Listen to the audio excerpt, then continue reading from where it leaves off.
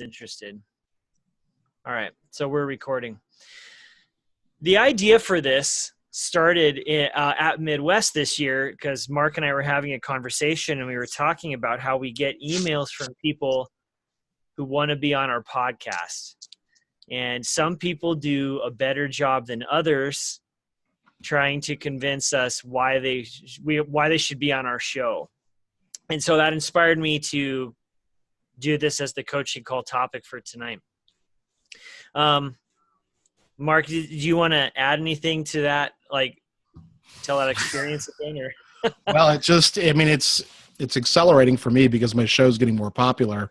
I've had 3 this weekend and 2 of them were very, very poor, including one last night. Oh no, really? Yeah. Just the idea of, I have a commodity that I've built up in the show and I have to protect that commodity that are my listeners. And when people just send me an email saying, hey, this is what I do, I want to be on your show, and they don't give me any reason or anything concrete that I can share with my listeners, or if what they're offering isn't of enough value, then that's the problem. And so what they have to do is come across in a way that makes me want to embrace that and say, oh yeah, I have to have them on my show. And so I'm getting a lot of that, and that's okay. I mean, I do applaud people for reaching out and trying to pitch themselves. I think that's important, but you have to craft your message in a way that it kind of catches my attention, at least having put you on a list for the future, even if it's not right now. Yeah, and definitely.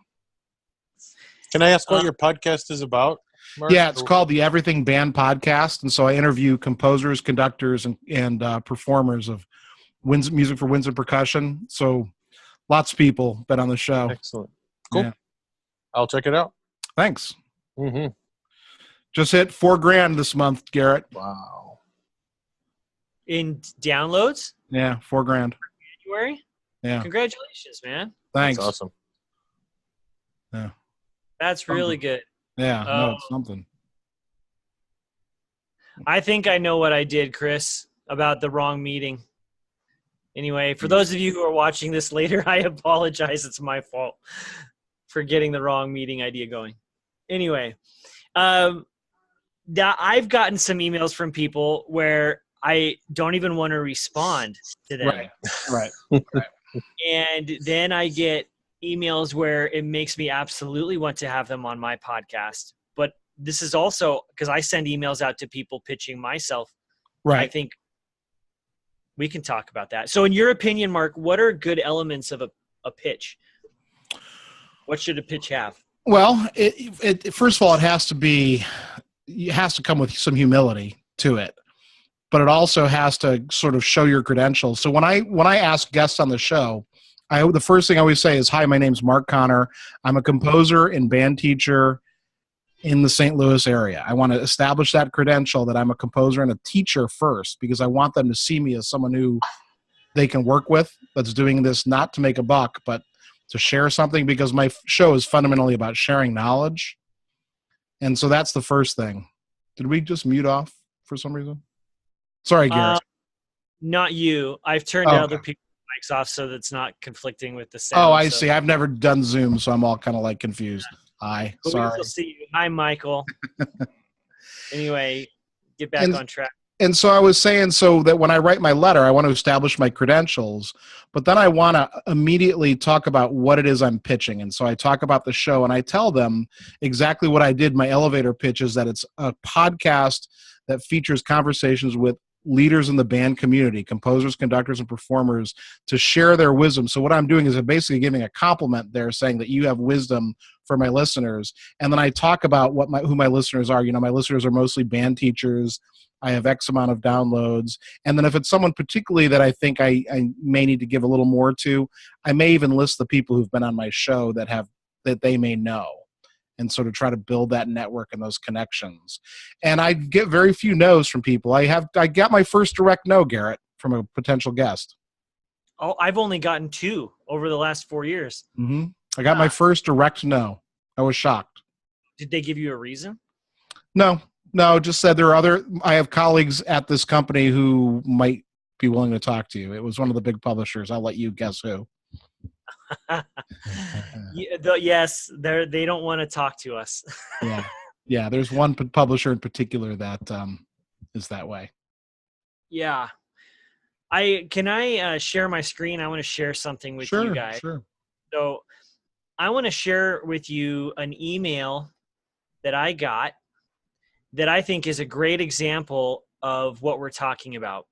So this was from Michael Katz. You can see right here.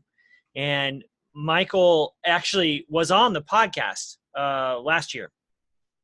And so this email is short and sweet and to the point. And he just says, this is who I am and this is what I do. And then what made this so easy for me to say yes is he said, here are 3 things that I can talk about. And then this is why it would be applicable to people on your podcast and your audience.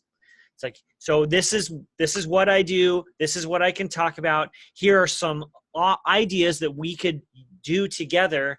If you're interested, follow this link. And then boom, that's it. Love to talk to you more. And I look at that and then I apply that same principle to the kind of emails that I've been sending out to get people in. And I was just telling Mark earlier that I am trying to build some new consortia. And I often want to make the email crazy long with too much information. Yeah. Do you have any reactions to that, Mark? Oh, that's a terrific email because it's exactly what you say. And I love the fact that even at the end, he says, if I'm not a good fit, I completely understand. I'm sure you get a lot of requests. I like that acknowledgement because even that makes me want to say, hey, maybe this isn't a fit now, but it makes me want to keep that name in the loop as opposed to some of the requests I get, which come across like Facebook Messenger, which are like, hey, this is what I do. I just graduated with my doctorate from so-and-so big name university. Have me on your show. Well, that's not enough. That degree isn't enough to have you on my show. You have to have done something. And yes. But there's no acknowledgement of, I don't know, just like this presentation is exactly right. It tells exactly everything that you're going to get from this person if you say yes to them. Yep. You had told me that I should look up this Luke Skywalker cover letter thing. Yeah, I found it. Yeah, I have it too. So I found this website. I'll share it on the screen here too. This is terrific, by the way. I love this. So just so I can catch Chris and Michael up, in Empire Strikes Back, Luke Skywalker sends a hologram to Jabba the Hutt. And this whole article here says that a good cover letter or pitch should have these things. It's to someone specific, it's personal, it's short, active voice instead of passive voice. So you are always doing something instead of having something done to you. And then it explains the person's return on the investment, just like that email I got from Michael said, this is what your listeners are going to get out of it. And so the hologram is what says this.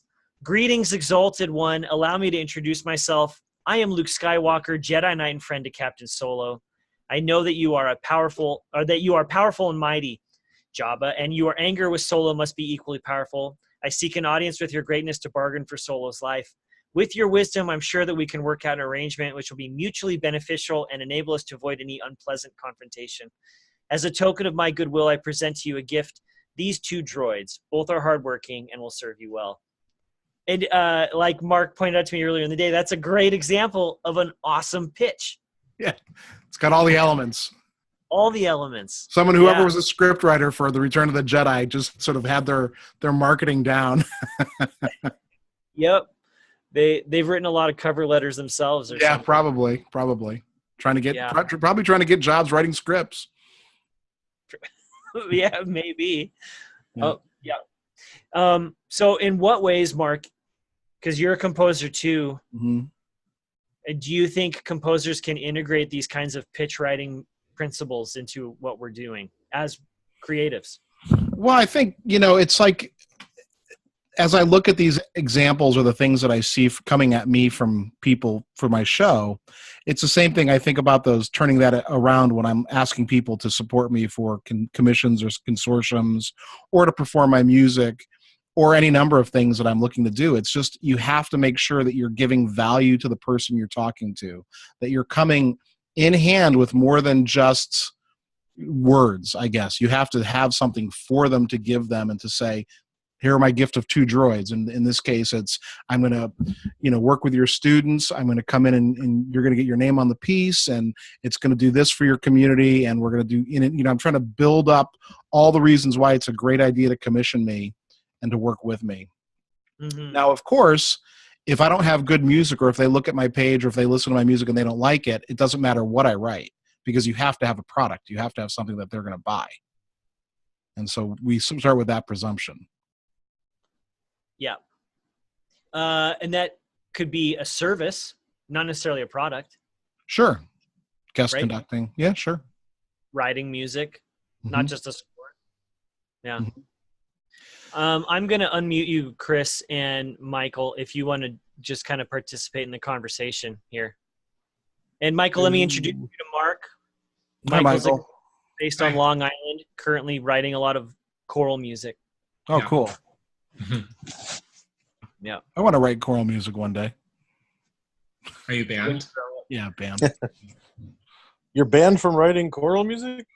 Well, it's like Garrett likes to say early on in his show, he always used to talk about niching down. And, the more I niche down, the more it is that I have success. Yeah.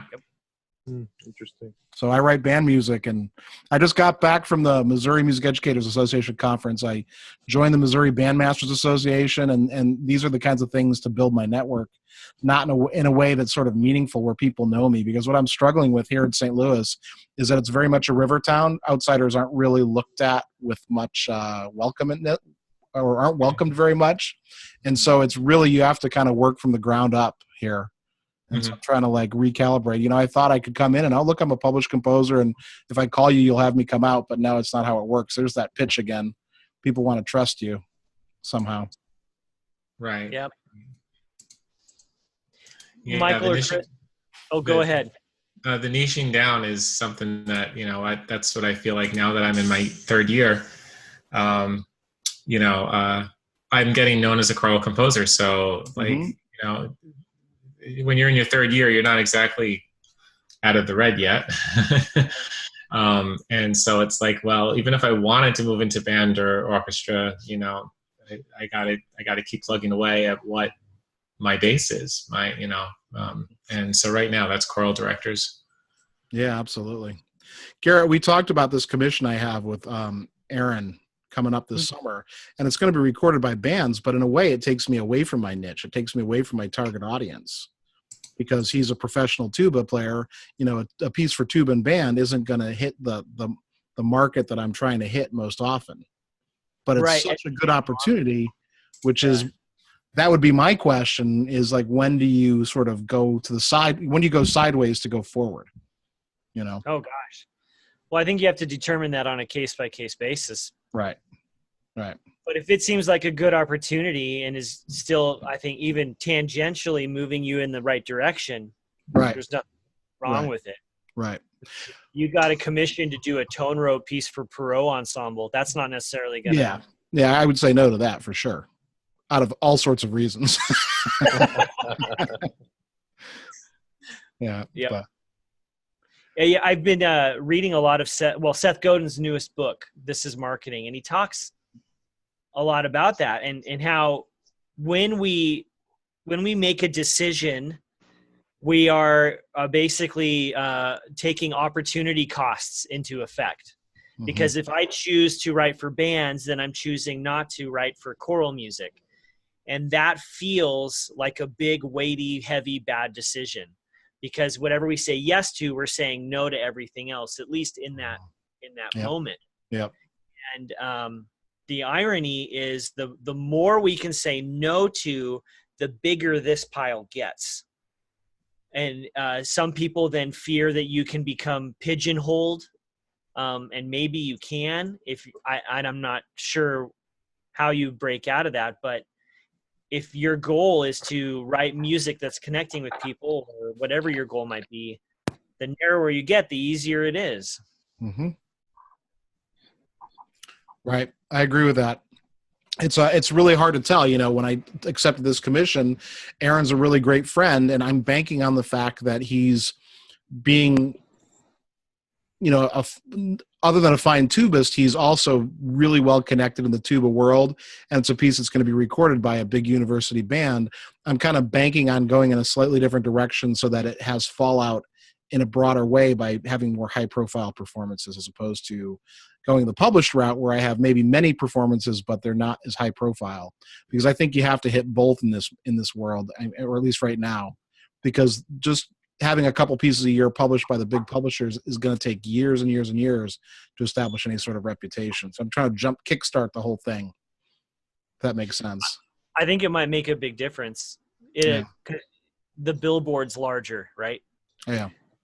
People can see you a little bit easier.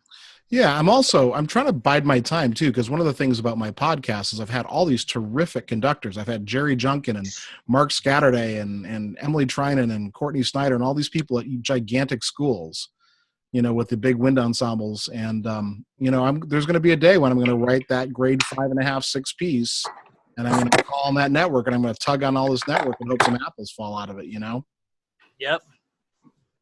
Yeah, and they will. Yeah, just have to write the right piece and wait for the right moment. Maybe this is a step on that towards that. It is if you choose it to let it be. Mm-hmm. Yeah. I think. Yeah. So let's bring this back to pitching then. So Sure. how can you take that opportunity and craft that into a pitch that's going to be attractive to someone to jump on and do what you're doing or participate it with you? Meaning which opportunity? This big commission for the tuba player at Frost. Uh-huh. So how would I pitch to other tuba players, or how would I pitch it to other directors, or how can you use this as a positioning statement in your pitch to then gather, say, more high schools to be interested in commissioning you for more grade 4 works or something? Well, I think you use this piece, especially if it's a piece that Aaron or other tubas, if there's a consortium for it and other tubas are involved. I mean, I think my pitch has to be to finding the college directors who are going to take this to CBDNA, the College Band Directors National Association Conference, or to their local bandmasters or MEA conferences. And I've got to put my name out there at these big places in front of the band directors of these places, because this is where these are how the tastemakers get their music out there in the band world. I mean, this is how John Mackey gets all his music sold. So you need to then find a way to say that in that short, concise manner, right? Yeah, well, right. And so my pitch to them is not going to be, because I don't believe that anything I do is transactional. I do my podcast because I love to do my podcast. So I would never make my pitch transactional. But what I would do is I would use that relationship that we've built. We talked for an hour. We've become friends, hopefully over time, and use that pitch saying, so, hey, I've got this piece that I've been writing. Would you be willing to take a look at it? And pitch it in a way, because my relationship's already been established through my initial pitch, and then use that relationship to then build onto the next step, and just ask them to look at it, knowing that, I'm not saying that there's a tit for tat, because I don't believe that at all, but knowing that the relationship's enough that they'd be willing to at least give me the time of day. Because as we all know, directors get a lot of unsolicited pieces and a lot of things sent to them that becomes overwhelming. Mm-hmm. Right? So you don't want to be anonymous. And I've hopefully, through the pitch of my podcast and having them come on, I've become unanonymous, or I've become known to them.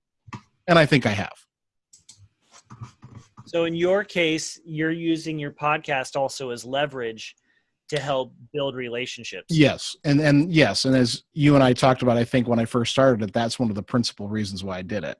I mean, I enjoy it a great deal, but I also knew coldly and calculatingly that it would help my name. Yeah. And it has. Absolutely. Watching you interact at Midwest this year, I mean, most of those band directors, oh yeah, I know that Everything Band show. That's Mark Connor. Mm-hmm. Yeah. Yep. Get stopped all the time. Less so locally. I was at the Missouri conference, less so there, which is interesting. Yes. Right. Well, what is that biblical passage? A prophet is never welcome in his hometown. Well said. Yep. Yeah. Hi, Pam. Nice to see you. Hey, how are you? Can you hear me? Good. Yes. Yeah. Okay. Pam, this is Mark. Mark's a Hi, composer currently writing a lot for band based in St. Louis. Pam, well, she's been writing choral music and chamber music, unless you moved into other areas, but she's outside of Boston right now. Yeah. Yep. Close to Walden Pond, if I remember right. Not too far. Is Yep. that in the Lowell area? Lexington. Sure. Lexington and Concord is sort of my stomping grounds. Yeah. Well, do any of you guys have any questions or observations about like the pitch letter or trying adding value into your statements that you'd say to others? Yeah. Go for it. I do, actually. I am putting together a consortium right now. Forgot Thursday. I was supposed to have the 10 choirs all set up for this past fall. I started recruiting back in Pittsburgh. So it's actually a live webinar right now. Am I getting feedback or something? I hear something strange. Yeah, I'm hearing some other people's mics, so I've just turned them off. So it's just you, me, and Mark right now. Okay. So I started. I went to the ACDA conference, Eastern Division, in March, and then Chorus America conference in Chicago in June. And I've been pitching this consortium called the Unarmed Child. It's 10 movements. I'm hoping to recruit 10 choirs. Each one per state, so they get state premier rights for the 2019-2020 season. So I'm already writing because I only have 3 choirs at this point, but I'm already writing because obviously it's going to come due, and I promised them all the entire mass setting, all 60 minutes, all 10 movements. So I've had interest from different choirs along the way, and like I said, I've netted 3 wonderful groups. One of them was actually a friend of mine, so that was a great way to start, but the other 2 were through my, publicity and recruiting efforts. But I had some interest and then lost some, like there were some that came that were interested. And I understand there's, board, like they have to meet with their board. It's a $2,000 investment on their part to be part of the consortium. So they have to meet with their board and, they have to figure out if they can afford, their chamber group that's associated with it. And where to fit it into their programming, because it is an hour long. So it's a tough sell in a way. But I also feel like there's maybe some things that I could be doing better. Like I have a group right now in Louisiana that is interested, and they're going to be going to their board. And after the initial pitch, which I love the letter you showed that you just shared, because it gives me some ideas, because I was way too wordy at first. I'm following up like every 3 to 4 weeks with, a phone call, depending upon the person, or an email, depending upon the person. But I'm running out of ideas of how to stay in touch to show like that I'm still interested, or, obviously I'm still interested. And they probably know that, but they're very busy. So these are things that sometimes get lost in the grapevine, or in the, whatever, the busyness of their lives and of their choirs and stuff like that. So I'm looking for ideas for follow-up emails, or, second pitches, or, things like that. So it's not the initial pitch. It's like a secondary or a tertiary pitch is kind of what you're. Yeah. I mean, what you shared was I'm going to actually, I'm going to change my initial pitch actually. So that was helpful, and maybe that actually helps the second pitch, having a really strong first pitch. But now that I'm in that place with a few choirs with second pitches, I have like a list of 5 choirs that I've reached out to initially. Some I haven't heard back from, some I have, but they're not ready to discuss that, next year yet. So anyway, yeah. So it's the second pitch. Mark, do you want to respond to this? Well, I think the main thing is, keep it short and simple with the second and third pitches. Come with new information each time. So if you had a new choir join, say, hey, so I've had another choir join. We're up to 4. We're excited about this. But try to give something new each time so that it's not just, oh, hey. Or in the case, if you're just comfortable doing it, just be as disarming as possible and say, so, hey, I know you're really busy. Just wanted to see if you're still thinking about this. Let me know. I mean, yeah. I just would keep it short and sweet and just try to offer something new when you can. Okay. Mm-hmm. And a follow-up with that is I have another group that's going to be commissioning me as a sole commissioner. They've already said that they want to do it. They already said we're programming it. And that's been where it's been for 6 months. This is for next year again. It's been that way for 6 months. And, but we haven't signed a contract yet. And like, I can't feel comfortable until, like, we haven't even worked out a price yet. I told them what my initial price was, you know, and they were looking for grants, I guess, you know, to make it work. But you know, I'm willing to barter and everything, but I can't barter. I don't want to barter against myself. And sometimes when you go 6 months in without there being a contract signed, it's very tempting to start, like, you know, bartering against, or like, not borrow, but like negotiating against yourself, thinking that something's wrong. Yeah. Yeah. Well, you kind of want to send them a meme of Tom Cruise, show me the money. But yeah.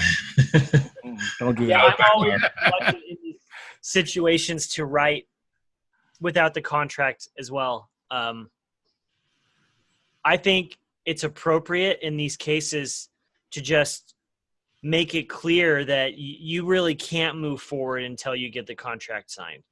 Yeah. That's not going to be a surprise for them, and it shouldn't offend them as an organization, because they operate on this level too.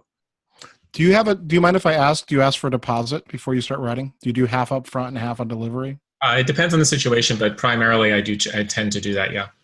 Yeah. I mean, I think it's just time to say, I can't start writing. We're running out of time. Here's our deadline. Well, you know, I'll just do a follow-up with this one particular situation. So I called because he's a phone person. And he's like, I can't talk right now. I'm in the ER with my daughter.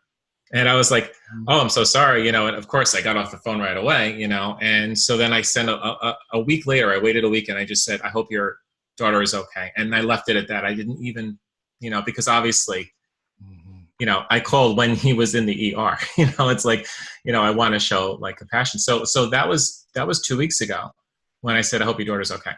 And so I'm leaving it alone. At this point, I'm like, I can't call again. I can't, you know, send out, you know, because of the fact that was a, you know, a situation where he did not send it to voicemail. He picked up the phone, but, you know, so I didn't really do anything wrong. You know, I was calling to follow up, but at the same time, now it's kind of a weird situation. Like, when do I then reconnect about the project? I reconnected just to say, you know, I hope everything's okay. And I didn't hear back because he's not an email person. But, well, how long would you wait? I wouldn't wait another minute. I would just call again. Yeah. Okay. I mean, I don't think I think the longer you wait, the more it's going to get weird. Yeah. That's how I see it. Things sort of like, at least in my mind, maybe not for him, but for me, it would. I'd be like, start flipping out about it. You know, I want to like get resolution if I can. Yeah. Yeah. I mean, this is a pretty like strong, like, I mean, these are the ones that said, you know, we're doing it. He wrote to his president of the choir saying, you know, I want to do this. Mm-hmm. And that's the last I heard, you know. And that was like 5 months ago, not 6. I think it was like 5 months ago, or maybe 4. It was October.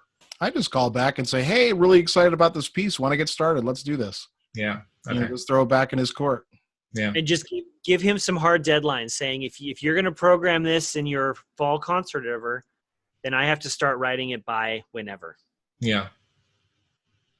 And by phone, I guess, right? Not because.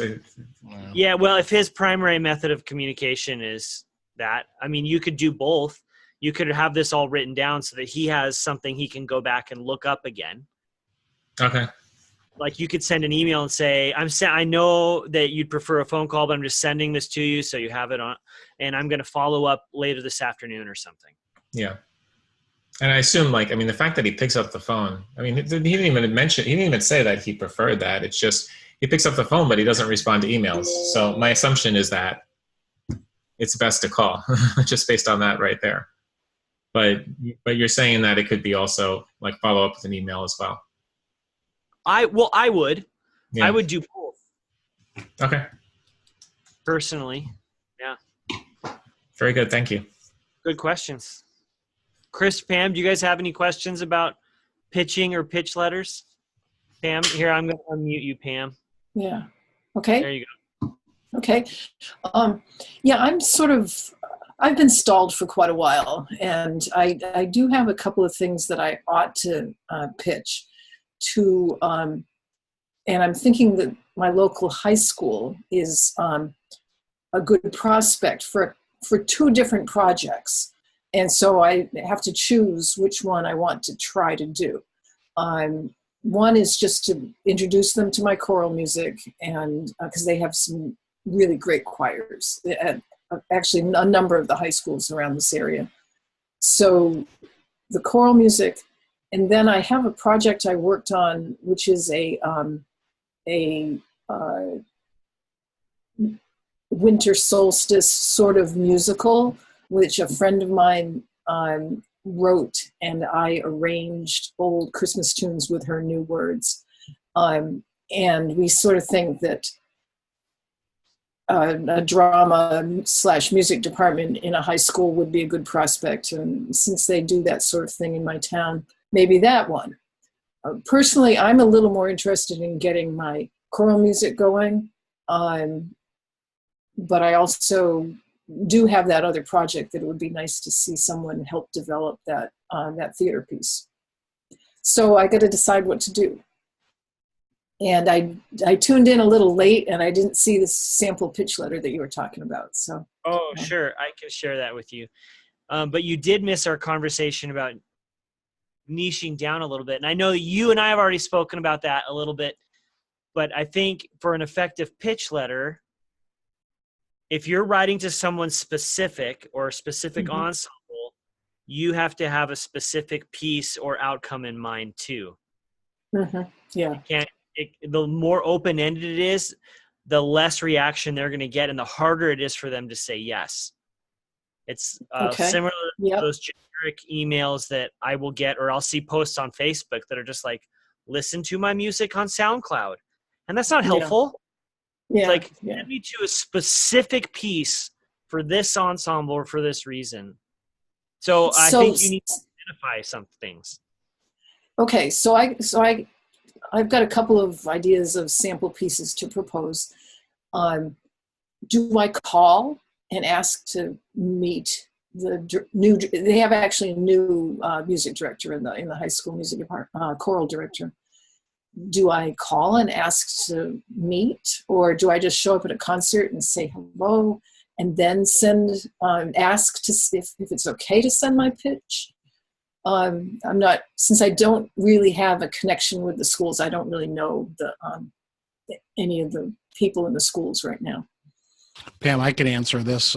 This is sort of my sort of world that I live in, the education. Yeah. I think if this is a new person, especially, I think it's wholly appropriate to ask them out for coffee or to show up at a concert, but you want to build a personal relationship with them. But very early on, you can tell them that, hey, I'm a composer. I'd love to have you look at my music, but don't do that.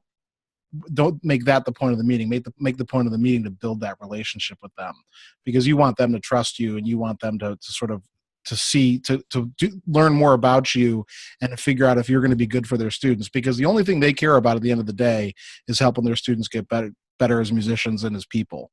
And so you want to show that's what your value add as a composer is to a teacher, because they only care about that learning process for their kids. So you're saying you don't initially come and say, here's a piece that I want you to consider? I think you can, but I think you do it within the process of building relationships. You don't want to build a relationship and then never pitch your music. I mean, that's not what I'm saying, but I think, I would go to a concert or send a message or make a phone call and say, hey, so I'd really like to meet you. I'm a musician in the area. I'd just like to get to know who you are and talk to you about maybe how I can help you and your students. And I think that's perfectly fine, but I think you want to build that relationship, and it may not happen right away. Usually it takes some time. Especially if it's a new teacher, they're probably overwhelmed and swamped with just trying to be a new teacher. Unless there's someone who's experienced in moving in and has it kind of dialed in. It's another story. But I have found, though, that music teachers have a hard time doing the coffee meet, because these people have families and they show up to work at 8 and they get off of work at 4:30, and then they're rushing home to take their kid to lessons or swim practice or whatever. And it's really challenging. But if you could offer to visit the school during their planning period, or to attend rehearsal. Definitely showing up to concerts is always good, but they're going to be too busy talking. Although the concerts are sometimes a mob scene. Right. Yeah. You're not going to get a private conversation at the concert. Yeah. But right. if you're starting to get some name and face recognition, just going up and shaking their hand and saying, well done, that might stick in their mind. Yeah. Yeah. You just have to find ways where you can kind of meet them sort of on their own terms. You know, I didn't think about the coffee thing. I teach part-time as a teacher, so I have coffee time, but yeah, a teacher doesn't, but I know from my perspective, all my relationships are built through school-related activities with these people or education-related activities. And since I'm a teacher also, I have that advantage to kind of build that in. When I was teaching, Garrett knows I used to be a university professor, and I had much less cred among the teachers as a university professor than I do now, because they see me in the band room teaching the same age kids they are. We can talk about how to get clarinets not to squeak, and that immediately builds a bond between us that I can then use to sell music. And so that's what you're trying to find, that common ground where they can trust you like that. Yeah, it makes sense. Pam, I just put a link in the chat bar. You could download a screenshot of that pitch. Well, anyone can there. It's an example of an I received, just a really high quality pitch. It's short, concise, provides an ROI, and introduces himself. And it's low pressure. Yeah. Okay. Thank you. Yeah. You could use that as a model. Any other questions, comments, observations? I'm trying to find a bad pitch for you, Garrett. If you give me a few minutes. Yeah, find one. I tend to delete those, so I'm not sure I have one. Yeah. But you said you got one the last day or two. That might be fine. I did. It was sent via Facebook, which is already a problem. Yes. Facebook messages get buried too quickly. And I don't find it appropriate personally. Yeah. I'm using Facebook less and less. And so as people communicate with me, I'm not seeing it. I think that's kind of what's happened between you and me, Michael. I'm not ignoring you. I'm just not seeing it. All right. So I'm going to read this out. I think this is an example of a bad pitch to me to be on my podcast. Okay. And it says, "Hi, Mark. I'm an engraver, editor, and tech lead at big publishing company." And so that piqued my interest, right? So that was okay there. But then he said, "I have been enjoying your podcast, and I was wondering if you'd like to make an episode about the latest project I'm working on. We are releasing brand new editions of Classical Composer's Piece and Tangential Band Composer's Piece, both major repertoire works, and they're not, that are being released with much better editions for the first time since publication. I think your listeners would greatly benefit from hearing about them and the process to produce them. Let me know what you think." And so my problem with that is that he didn't really show me that he knew what I did, and he was telling me what I should know about the music. In other words, he was giving me examples of pieces that weren't major repertoire works, and I found the whole thing just off-putting, if that makes sense. There was nothing of value that I saw for my listeners that I wanted to share, if that makes sense. And it was all about him and his project. It was all about him. Nothing to do. He didn't say anything about my listeners because again, it's like the teacher with their students. As a podcast, I have to tend to my listeners. Yep. If he had come back and said, "I'm re-engraving these pieces that are in the standard grade 4 repertoire, and we've corrected all the common mistakes that people have in the parts," that would be way more interesting. Or if he had said, "I listened to your episode with so-and-so who talked about these pieces," or so-and-so who talked about the historical something, whatever. If he had shown anything that tied it together in a way that I thought I could use it, then I would have put him on the list. But he didn't make the list because of that. Does that make So I thought that was everyone tries to be nice. Everyone tries to pitch themselves well, but you have to do it by offering something. Yes. Though I have gotten one or two where it's just like, I should just be on your show. Mm-hmm. Have you received any of those yet? I've gotten a couple of those. I delete those. See, I don't save those. It's not even worth 3 times. This one is at least worthy of staying in the inbox. because you never know. But I mean, maybe he follows up with more, something else. Hey, remember I got in touch with you? Well, now I'm doing this, and now suddenly it becomes, oh, okay. You never know. But one thing that you had said a while ago was that the pitch should have a level of humility in it. Yeah. It reminded me of a bad pitch I received where the main message I got from this individual was that I'm simply amazing. And because of that fact, you should dedicate an episode to me. Mm-hmm. Yeah. And immediately walls went up. I was like, no, I don't think so. Yeah. Well, you get that. I get a lot of that. I'm a recent graduate of so-and-so university. And we talked about that too. Well, you haven't done anything yet. Because I think we tend to mistake degrees for accomplishments. Maybe that's a hard thing to say, but or hard to hear, because I hold a doctorate and I learned early on that it doesn't really mean much. It's what you do with it. Right. Well, it's 8:00, and I promised Mark that I wouldn't hold him too long. You're fine. But if you guys have any other comments or questions, now's your chance. Anyone else want to say anything? All right, Michael, I'll unmute you. You're good. Thank you. I appreciate taking another question. I'm fine. So this is something that's been on my mind a lot lately. It's come up several times. So I was talking about trying to get choirs to join our consortium.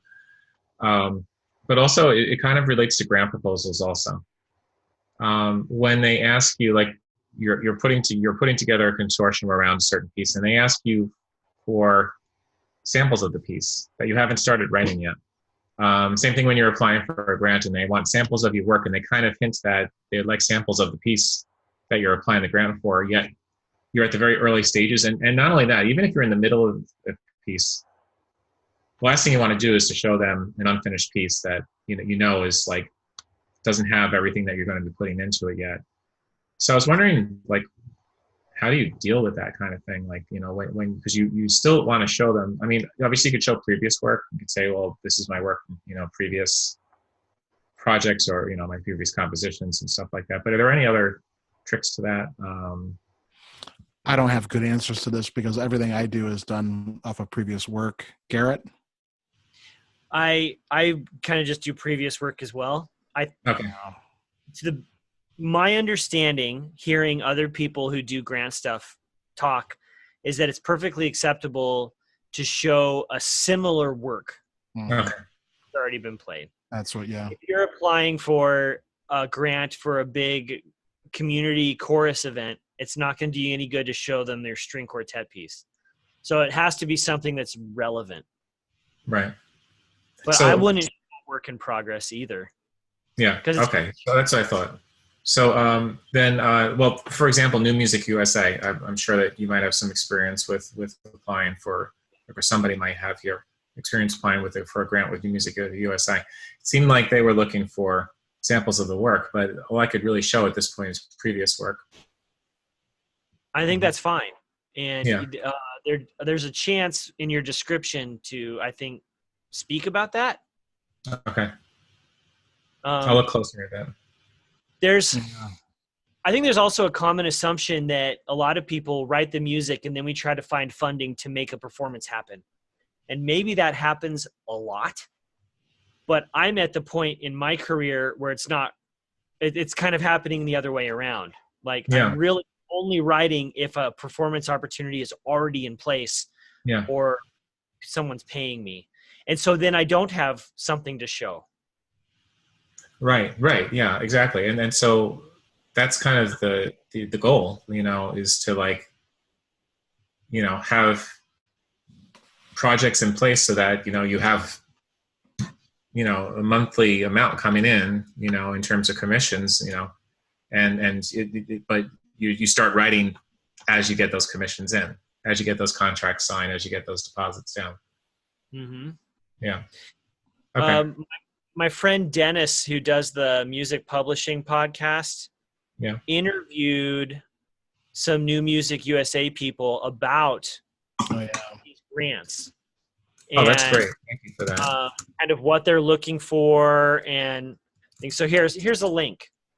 This is actually from New Music USA's page, but these are direct links to 2 different episodes about these New Music USA grant proposals.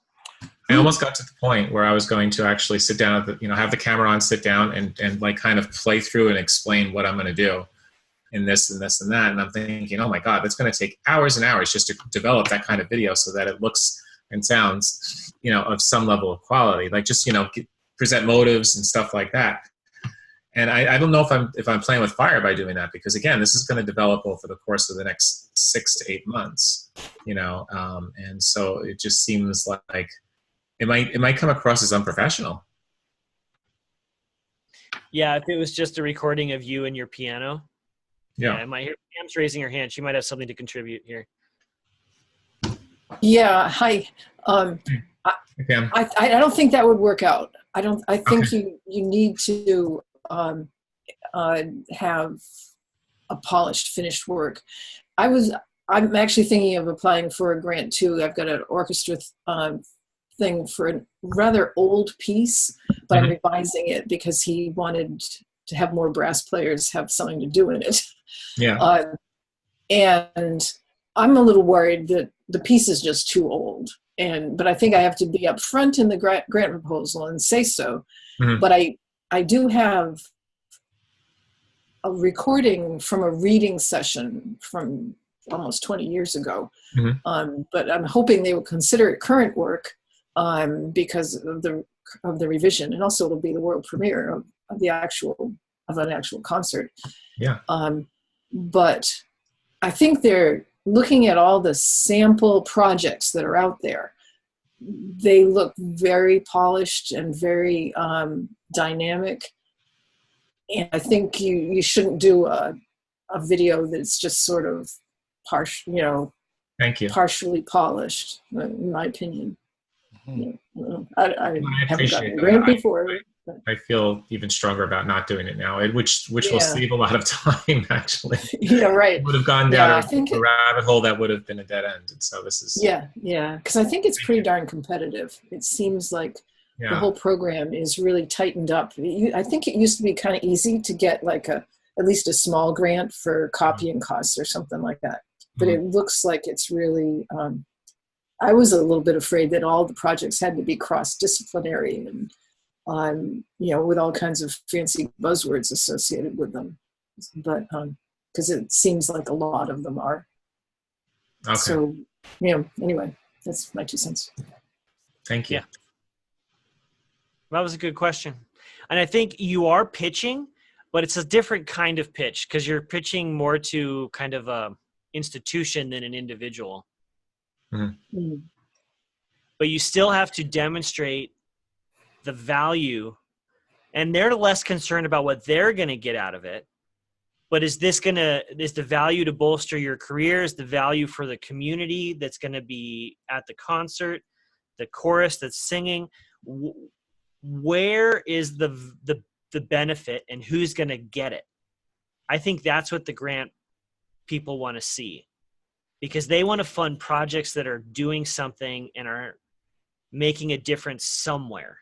Well, I would love to share a little bit more about this, but I don't want to monopolize the conversation either, because it's very interesting layering of different parts of this project. And I'll just say simply, sorry? Can you do it in 2 or 3 minutes? Yes. Oh, yeah, absolutely. So it involves The Unarmed Child is a song about bringing attention to gun violence, especially towards children, inner city youth. I'm working with Adrian Dunn, a hip hop artist, and Chantal Sellers, a lyricist. So we have 3 choirs on board from different parts of the country, and a 4th potentially. But the thing that's really interesting about this is that I went to Sandy Hook to meet with Jeremy Richmond, who runs the Aviel Foundation. He lost his daughter at Sandy Hook in the Sandy Hook shooting. One of the movements, which is one of the ones funded, is written for his daughter, written for his family. But the reason I bring this up is because we're going to do 2 benefit concerts, one here on Long Island for a group that we always raise money for, and then another group in Connecticut, which is the AVL Foundation. But the grant I'm applying for is not to fund those, because you can't fund benefit concerts with the New Music USA concert. That's one of the rules. So what I'm saying that we're doing is we're workshopping it with these 2 concerts. These 2 concerts are allowing me to workshop this, this piece that I'm going to be giving out to people after the concert's over, after the workshop concert's over. So I'm not even calling it a premiere. So it's funny because I would like to talk a little bit about the fact that I'm working with the AVL Foundation in this New Music USA grant to demonstrate how this is for a community. This is for the community, the Newtown community. It's for, the Chicago part of this with Adrian, the hip hop artist, is about inner city youth. So it's about different communities, but specifically the Newtown community. I want to talk about it at the same time. It is going to be a benefit concert. So, is that going to get confusing to the people that are making the decisions on this, the adjudicators or whatever they're called at New Music USA, the panelists? I don't know if I can say if that'll be confusing or not. If you're absolutely clear in your description about what's happening, then there shouldn't be any confusion. Well, I listed that this is part of. I'm only asking for the 3,000. It seems like they talk about that as being like an easier thing to attain than any more than that. But because it's an hour worth of music, I'm actually hoping to get more overall. So I'm asking for for this grant, I'm applying for 3,000, and when it lists all the different things, I list what I'm getting, what Chantel's getting, and what Adrian is getting. So I'm only doing commission fees. I'm not doing anything about the concerts at all, because you have to list Okay. Well, if you're not going to bring concert issues, don't mention it. Don't mention the AVL Foundation at all. No, the concert issue. The concert. Okay, so I could say I'm working with the AVL Foundation, but not actually in terms of writing the song, but not actually. Talk if about the confusion is on whether they're allowing the benefit concert or not, and other things, then I would not mention it. Right, we're going to raise money for that differently. That's separate fundraising through Fractured Atlas. Yep. Yeah. Pam, did you want to say something to that, and then we'll wrap this up? Well, it is clear. This is for the grants. The deadline is for Thursday, right? Yeah. Yeah. It is clear that you need a performance component for them to want to fund you. So I do have one, actually. You'll be talking about the concerts that are after that. Yeah. After these benefits. Yeah. Right. I should think the fact that you have also these benefit concerts, but you're not asking for money for that should be a plus. You think so? Yeah. I mean, they're asking for that you fund they expect you to be asking for funding for a project. So the concert that comes after these things that may or may not be benefits or workshops are the target thing for funding. Right. It seems to me. And the fact that you have other action going sounds favorable, I think. Okay. Anyway, that's my opinion about it. Not that I've experienced positive or negative feedback from their panelists. Yeah. Well, there you This go. is my first time, so thank you. I would focus on the overarching idea about gun violence, and sometimes I think if you put too much detail in, it can bog it down. That would be my Right. Okay. Yeah, the thing I'm worried about in my own proposal is that, so it's a performance of a piece. I gotta rev it. I feel like I've got to rev it up and make it sound a little more exciting rather than just factual. And actually, Garrett, the benefit work that we did last year, writing your benefits and your features as you're writing your product offerings, I found that way of thinking very helpful. So thank you for that. Oh, you're welcome. I find it helpful too. Yeah. Good. All right. Well, thanks for joining me on the call this month. And Mark, thank you for giving us your time. And Thank you, Mark. Yeah, you're very welcome. I was actually looking for one last thing about grant writing. Do you mind, Garrett? Go right for it.